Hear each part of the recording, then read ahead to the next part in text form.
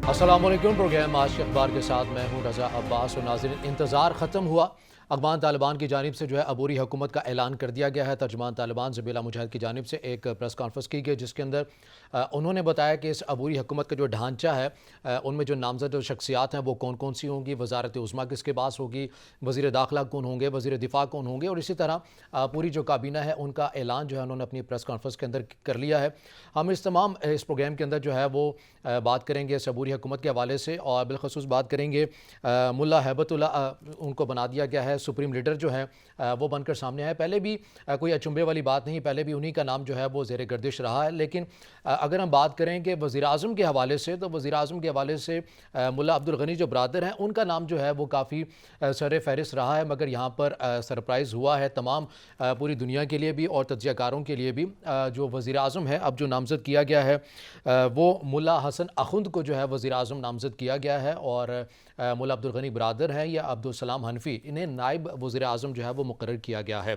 एक एक शख्सियात की भी अगर बात करें तो कोई भी ऐसी शख्सियत इस काबीना के अंदर ऐसी नहीं है जो तालिबान तंजीम के बाहर से हो। सभी ऐसे हैं जो तालिबान तंजीम के अंदर जो शामिल रहे हैं। दुनिया जो है वो ये कह रही थी कि अबूरी हुकूमत तालिबान जो है वो बनाए। अबूरी हुकूमत से दुनिया का जो फार्मूला था वो ये था कि इसके अंदर डॉक्टर अब्दुल्ला जो हैं वो भी शामिल हो, हामिद करज़ई हैं वो भी शामिल हो, मगर ऐसे जो नाम है वो हमें शामिल नहीं हुए। हत्ता कि हिकमत यार जो है, गुलबदीन हिकमत यार, वो भी इस काबीना के अंदर हमें शामिल होते हुए नज़र नहीं आते। क्या वजह है? लेकिन जो तालिबान है वो ये कहते हैं कि हमने जो ऐलान किया है वो अबूरी हुकूमत ही है। इसके साथ साथ दूसरे मौजू के ऊपर बात करेंगे। पंजाब में जो तब्दीली का जो सिलसिला है वो रुक नहीं रहा।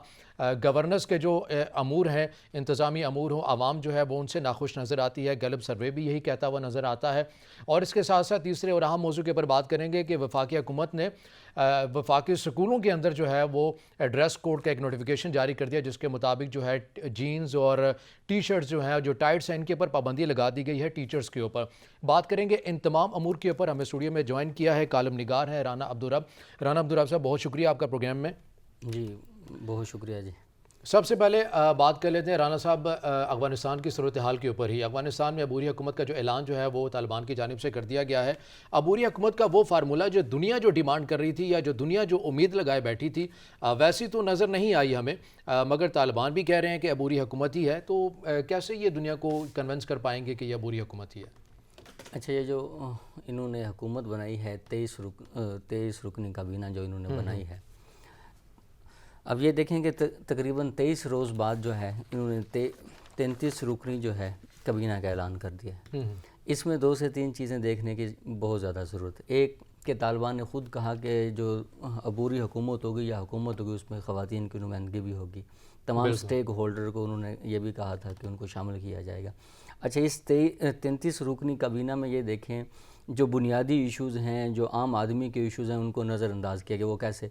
इनमें वज़ीर सेहत जो है, सेहत के शोबे का कोई आदमी भी उन्होंने नहीं लगाया। जबकि अफ़गानिस्तान की सूरत हाल को ये देखें कि जितनी भी सेहत की मामलात थे वो फॉरेन फंडिंग से होते थे, वो बंद हो चुके हैं। तो अब सेहत के इस हवाले से एक बहुत बड़ा क्राइसिस आ चुका है, उसके हवाले से अभी तक उन्होंने बुनियादी काम नहीं किया। और ये जो 33 रुकनी काबीना बनी है, ये सारे वही लोग हैं जो उनके करीबी हैं, और इसमें ज़्यादातर क़यादत जो है ना वो मजहबी क़यादत है।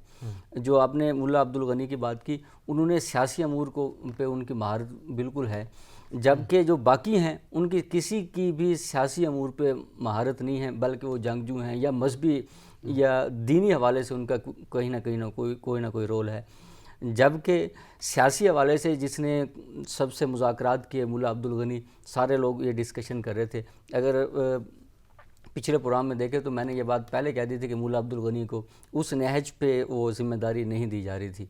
उसकी बुनियादी वजह ये थी कि जो अमीरुल मोमिनीन हैं मुल्ला हैबतुल्लाह, तो उनका ये फ़ैसला था, ये नाम उन्हीं की तरफ से कोट किया गया और ये उन्हीं की तरफ से है। अब इसमें ये बुनियादी चीज़ ये देखें, जो मुल्ला हैबतुल्लाह और जो उनकी शूरा है, इस पूरे जितने 33 रुकनी काबीना है, इसमें से जो फ़ैसले का हक़ है वो उन्हीं के पास होगा। बिल्कुल वही अमीरुल मोमिनीन फ़ैसला करेंगे, जो फ़ैसला होगा उसी के इम्प्लीमेंटेशन होगी। इसमें अहम बात ये काबीना बन जाना नहीं है, असल अहम है अफ़गानिस्तान में अमन का क़याम कैसे होगा। عام آدمی کو فیسلٹیز کیسے ہوں گی، بنیادی سہولیات عام آدمی کو کیسے ملیں گی، یہ ان کے لیے سب سے زیادہ اچھا وہ تو اس حوالے سے بالکل جو ہے وہ بڑے کانفیڈنس میں ہمیں جو ہے طالبان کی عادت نظر آتی ہے. جس طرح ہم پریس کانفرنس جو ہے وہ دیکھتے ہیں ذبیحہ مجاہد کی، تو وہ یہ کہتے ہیں کہ ہم بڑے بااعتماد ہیں، ہم نے جس طرح علاقائی سطح کے اوپر جو کنٹرول بھی حاصل کر لیا ہے، کسی قسم کی جو ہے وہ انتشار کی اجازت بھی نہیں دی جائے گی، اور تمام امور کے پر ہماری گرپ ہے، ہمارے پاس تجربہ ہے، ہم ڈیلیور کریں گے. چاہے اگر بات کی جائے جو وزیر اعظم جو نامزد کیے گئے ہیں، یہ بات آپ کی ٹھیک ہے کہ وہ جو قریبی جو لوگ تھے مولا عمر کے یا طالبان تنظیم کے جو ڈھانچے کے اوپر جو ہے بانیان جو ہیں وہی اس ہمیں کابینہ کے اندر جو ہے وہ نظر آتے ہیں. مگر اگر ہم خطے کے ممالک کے حوالے سے بات کریں، اور وہی سوال جو ہے وہ میں دہراؤں گا کہ عبوری حکومت جس طرح کہ ہم دیکھتے ہیں کہ حامد کرزئی نہیں ہے، عبداللہ نہیں ہے، حکمت یار نہیں ہے، تاجک ازبک یا ہزارہ کی اگر ہم بات کریں خلیلی صاحب ہیں، وہ ان کی جو شمولیت ہے وہ نہیں ہے، یونس قانونی صاحب ہیں، شمال کی جو قیادت ہے وہ ہمیں نظر نہیں آتے. تو افغانستان میں آپ کو لگتا نہیں ہے کہ اندرون خانہ پھر یہ انتشار کا شکار ہو جائیں گے، اور پھر جو عالمی طاقتیں جہاں پر ہمیں یہ بھی پتہ ہے کہ یہ بھی حقیقت ہے افغانستان میں جو پورا جو ملک ہے وہ تو چلتا ہی امداد کے اوپر ہے، تو اگر اسی پہلی سطح کے اوپر ہی اگر عالمی دنیا جو ہے اعتراض اٹھا دیتی ہے تو پھر یہ طالبان کی عادت آگے کیسے چلے گی؟ اچھا، اس میں یہ دیکھیں کہ حامد کرزئی یا عبداللہ کے حوالے سے، اور ان میں نا دونوں جگہ پہ ایک ڈیڈ لاک آ چکا تھا. اس کی وجہ ہے کہ حامد کرزئی آپ کو پتہ ہے 2 دفعہ صدر رہے، عبداللہ جو ہے وہ بھی چیف ایگزیکٹو رہے، تو وہ کیسے ہو سکتا تھا وہ کسی وزیر یا کسی مشیر کے عہدے پہ وہ آ کے فائز ہو جائیں. ایک تو یہ ان کی طرف سے ایشو تھا. طالبان کے حوالے سے ایشو یہ تھا، ان کے طالبان کے اندر ایک بات موجود تھی کہ ہم 20 سال جن کے خلاف لڑتے رہے ہیں ہم ان کو حکومت میں کس طرح شامل کریں. تو یہ دونوں حوالے سے دونوں جگہ پہ یہ ڈیڈ لاک آ چکا تھا. اسی طریقے سے آپ دیکھیں کہ پنجشیر کا جو واقعہ ہے، پنجشیر فتح کر لیا، اس پہ ایران نے بہت زیادہ تحفظات کا اظہار کیا. اگر آپ کو یاد ہو 9/11 کا جب واقعہ ہوا تھا، امریکہ اور ایران دونوں ایک ہی جگہ پہ انہوں نے مزاحمتی فورسز کو سپورٹ کیا تھا طالبان کے خلاف، وہ ایک پیش پہ آ گئے تھے.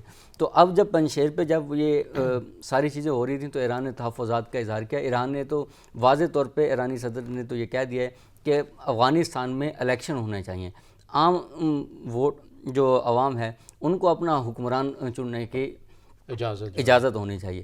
تو یہ ساری چیزیں ہیں. اب جو ایران نے جو بات اٹھائی ہے تو ڈیفینیٹلی اس کی آگے تک ساری چیزیں جائیں گی. تو اچھا، یہ جو قیادت ہے، جو طالبان کی جو کابینہ جو قیادت ہے، اس کے حوالے سے اگر ہم دیکھیں تو پاکستان اس حوالے سے آپ یہ شاید یہ کہہ سکتے ہیں کہ بڑی حد تک جو کابینہ میں جو نامزد جو شخصیات ہوئی ہیں یہ پاکستان میں کسی نہ کسی طرح سے لنک رہی ہیں. تو پاکستان کے لیے اس طرح سے جو قیادت جو پہلے سے رہی اشرف غنی کی، اور جس طرح NDS کو استعمال کیا گیا پاکستان کے خلاف، موجودہ جو قیادت جو کابینہ نامزد کی گئی ہے اس طرح والے سے خطرات جو ہیں وہ نہیں ہوں گے. اچھا، اس میں یہ دیکھیں کہ یہ جو پوری کابینہ ہے 33 رکنی، یہ آپ سے تفصیلاً جو ہے اس بات کا جو سوال کا جو جواب ہے وہ لیں گے، مگر یہاں ایک بریک کا کہا جا رہا ہے. ناظرین ہمارے ساتھ رہیے گا. بریک کے بعد پروگرام میں ناظرین آپ کو خوش آمدید کریں گے، اور بات کر رہے تھے بریک میں جانے سے پہلے افغانستان کی جو ایک نئی عبوری حکومت جو ہے اعلان کر دیا گیا ہے طالبان کی جانب سے، اس کے اثرات جو ہیں وہ پورے خطے میں کیا ہوں گے. اور بالخصوص ہم بات کر رہے تھے کہ پاکستان میں یہ جو قیادت جو کابینہ کا جو اعلان کیا گیا ہے، یہ قیادت پاکستان کے لیے کیسے ثابت ہوگی.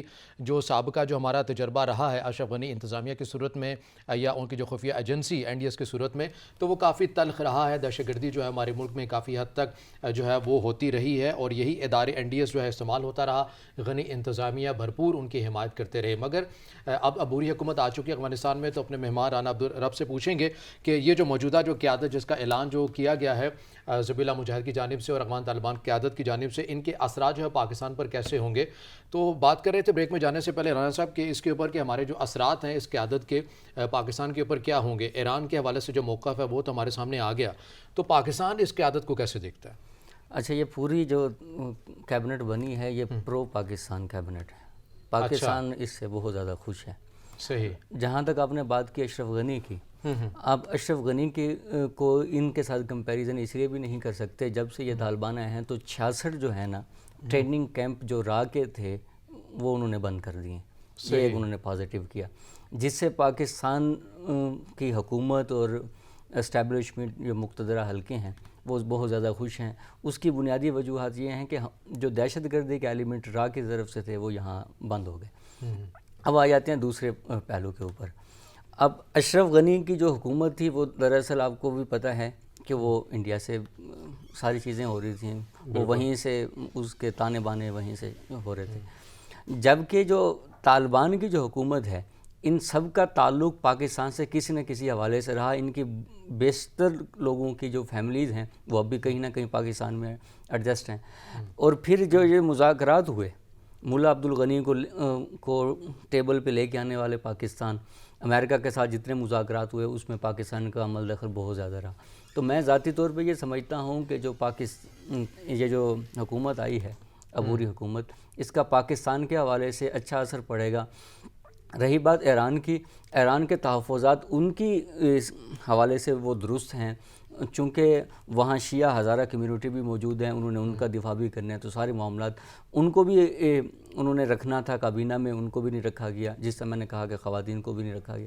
تو ان کے تحفظات کسی نہ کسی حد تک درست ہیں. جبکہ ہمارے ہاں جو تحفظات تھے وہ بنیادی مسئلہ ہمارے ہاں دہشت گردی تھی جو افغانستان سے ہمارے ہاں ہوتی تھی، وہ راہ کی صورت میں. وہ تو 66 کے 66 جو کیمپ ہیں وہ بند کر دیے گئے ہیں. ابھی ہمارے جو ڈی جی آئی ایسے گئے ہیں وہ وہی ان کے تحفظات تھے جو انہوں نے افغان طالبان کی قیادت کو بتائے ہیں کہ ہمارے ہاں دہشت گردی کی. اچھا، یہ جو طالبان نے جب سے کابل کے اوپر جو ہے وہ قبضہ کیا ہے، ہم نے یہ دیکھا کہ تبھی سے جو ہے وہ طالبان کی جانب سے ایک بات جو ہے وہ بڑی ایک یقین سے کہی جا رہی ہے کہ ہم اپنی سرزمین کو جو ہے کسی کے خلاف استعمال نہیں ہونے دیں گے. یہ جو بات آپ کر رہے ہیں کہ 66 جو ہے وہ ٹریننگ کیمپ جو ہے وہ ان کے ختم کر دیے گئے ہیں، تو یہ ایسے اقدام کی جانب پہلا قدم بھی ہو سکتا ہے طالبان کی جانب سے، اور وہ دنیا کو یقین دلانا چاہتے ہیں کہ اب ہم واقعی جو ہے ماضی سے سبق سیکھ چکے ہیں، اب ہم اپنی جو سرزمین ہے کسی کے خلاف استعمال نہیں ہونے دیں گے اور دنیا ہمارے ساتھ چلے. اچھا نا، اس میں ایک دیکھیں کہ پاکستان کے خلاف وہ استعمال نہیں ہونے دیں گے. رہی بات کہ وہ دنیا سے سبق سیکھ چکے ہیں، میں نہیں سمجھتا. اب یہ دیکھیں کہ دنیا سے اگر وہ سبق سیکھ چکے ہوتے، ماضی سے یہ سبق سیکھ چکے ہوتے تو خواتین کی نمائندگی ہوتی. جو بنیادی ایشوز ہیں ان کی طرف ابھی تک طالبان کی توجہ ہی نہیں گئی. ابھی تک وہ ایک رومانس کا شکار ہیں کہ ہم جیت چکے ہیں، 20 سال ہم جنگ جیت چکے ہیں. جبکہ ان کی جو بنیادی جنگ اب شروع ہوئی ہے وہ یہ ہے کہ انہوں نے وہاں امن کو کیسے قائم کرنا ہے، انہوں نے وہاں اپنے آپ کو منوانا کیسے ہے، دنیا کو کیسے منوانا ہے کہ ہم واقعی تبدیل ہو چکے ہیں.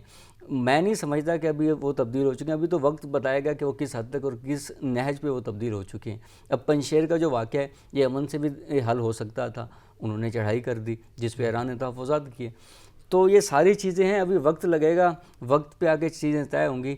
لیکن ایک بات بالکل طے ہے کہ پاکستان کے حوالے سے کہ پاکستان میں اب دہشت گردی جو افغانستان سے ہوتی تھی اب نہیں، مجھے نہیں لگتا. اچھا، جب ہم چینج کے حوالے سے بات کرتے ہیں یہ تو یقینی بات ہے، عبوری حکومت جو ہے وہ بنی ہے، ابھی اقدامات ہونے باقی ہیں. مگر اگر ہم یہ دیکھتے ہیں کہ جس طرح طالبان، اگر ہم پہلے کی بات کریں 1996 سے لے کر 2001 تک کی بات کریں تو اپنے مخالفین کو بڑی بری طرح جو ہے یہ مار دیا کرتے تھے، قتل کر دیا کرتے تھے. لیکن جب کابل کے اوپر جو ہے وہ جب یہ براجمان ہوئے، ان کا قبضہ ہوا، انہوں نے اپنے جتنے بھی دشمن ہیں ان کو عام معافی کا اعلان بھی کیا. دنیا نے اس اقدام کو بھی جو ہے وہ سراہا. اگر ہم گورنر جو ہے ہرات کے ان کی بات کریں، گورنر اسماعیل کی بات کریں، وہ کافی پیش رہے طالبان کے خلاف جو ہے لڑائی میں، لیکن ان کو جو ہے طالبان نے بڑی عزت سے اپنے گھر میں جو ہے وہ بھیجا اور انہوں نے کہا کہ عام معافی ہے. تو ایسے جو اقدامات جو انیشیل سطح کے اوپر جو ہے طالبان کی جانب سے جو آ رہے ہیں تو دنیا کہہ رہی ہے کہ ہاں کسی نہ کسی حد تک جو ہے وہ سبق سیکھ چکے ہیں. اچھا، اس میں نا دو رویے ان کے دیکھیں.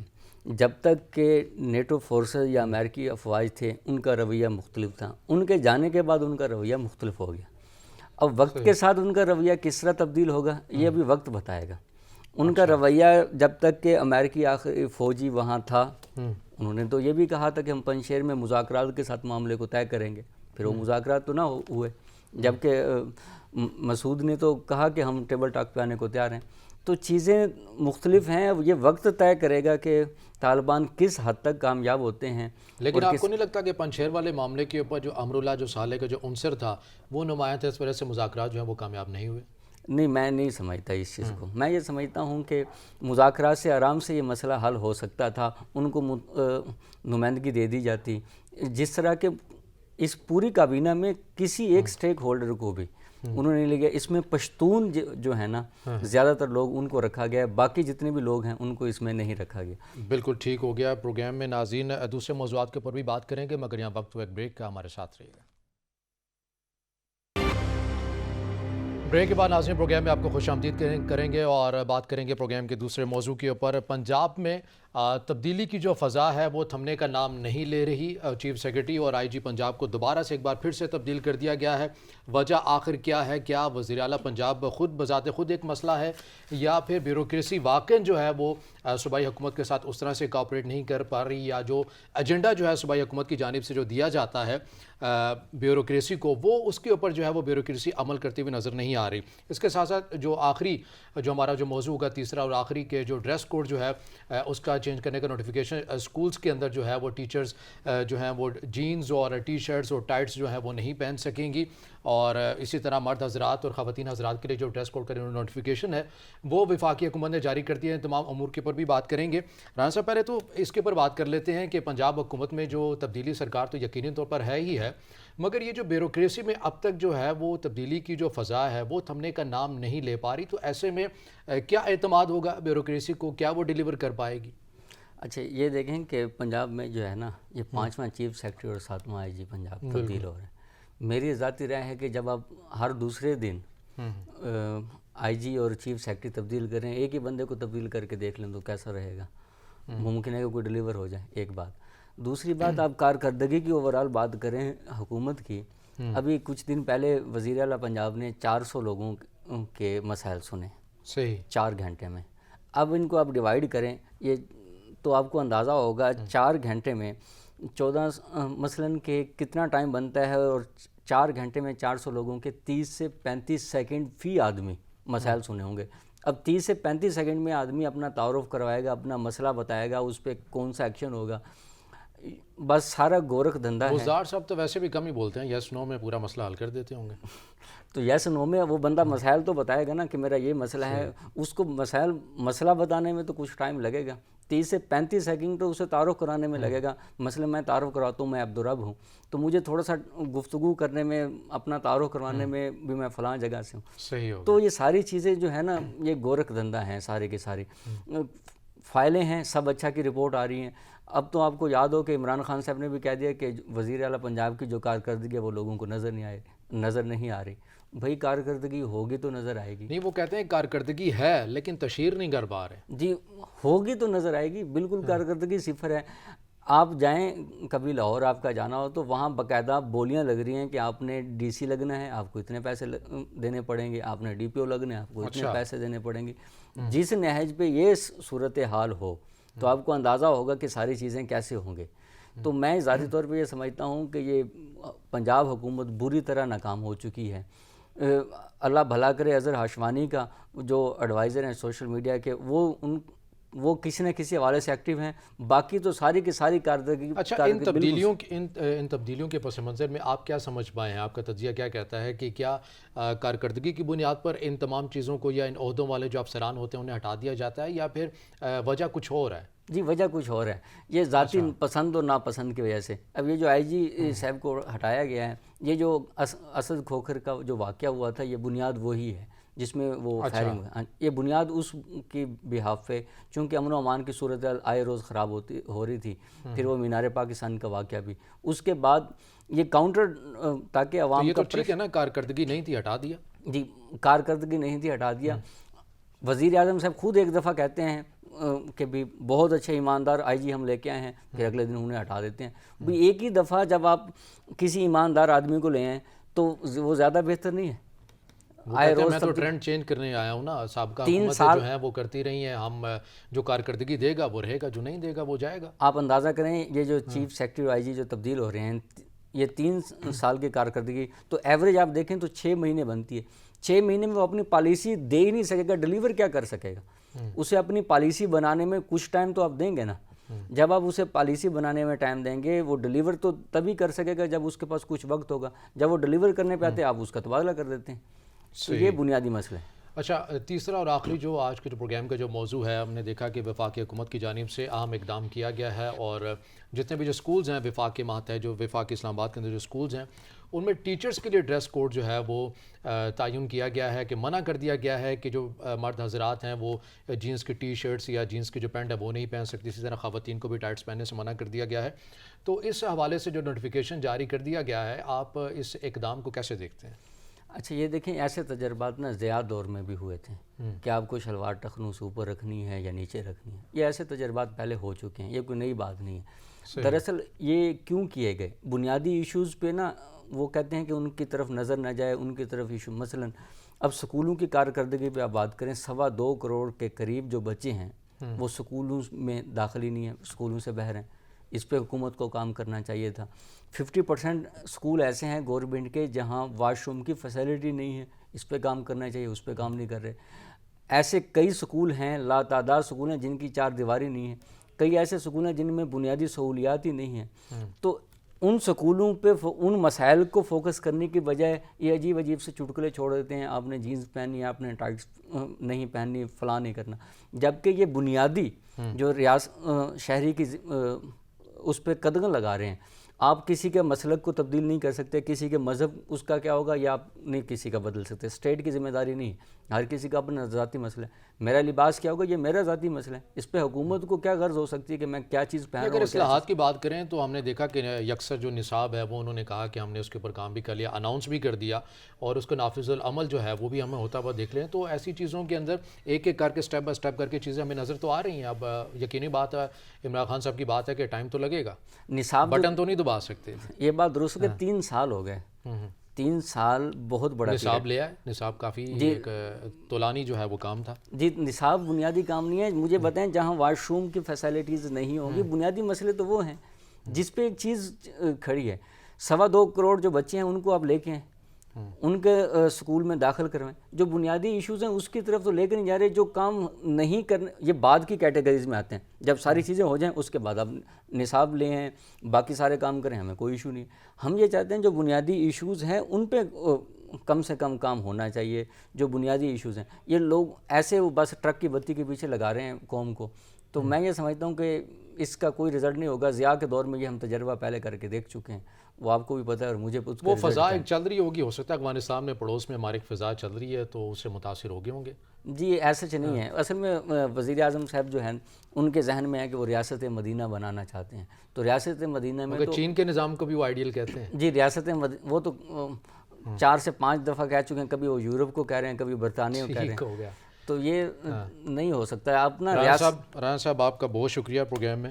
ناظرین آج کے پروگرام سے اتنا ہی, اجازت دیجیے, اللہ حافظ.